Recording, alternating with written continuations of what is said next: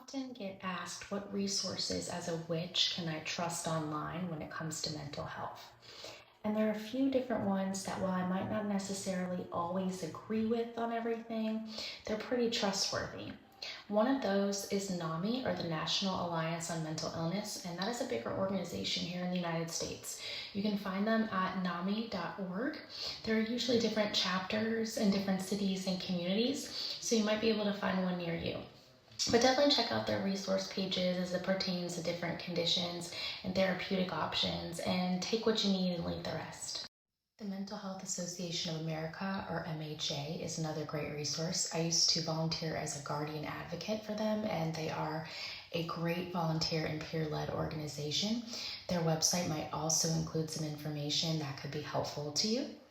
The National Institute of Health research articles at nah.gov that will give you actual studies when it comes to everything from medications to therapeutic options. So that might help inform you scientifically on some questions you have. You might be able to get some answers that have basis in science and not just opinion. If you're looking for a psychologist's opinion, I definitely welcome you to read Dr. Nicole LePera's book and workbook. She's also known as the holistic psychologist, and she really bridges the gap between trauma science and psychology and a peer experience, so you might really find her information valuable. If you just read through some of the most popular New York Times bestsellers as they relate to psychology, or you search some of the best psychological sellers over time in psychology, self-help books, that can help inform you, because your mental health strategy really is about you.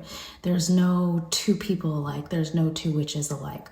So whether you have a diagnosis, or whether you experience certain symptoms, or you've gone through certain things in life, accessing published books, research online, and kind of putting it all together and finding out what makes sense for you really seems to be the best strategy, not only for witches, but for everybody. What I've learned over time is it's a combination of being informed and finding out what's best for your mind and body.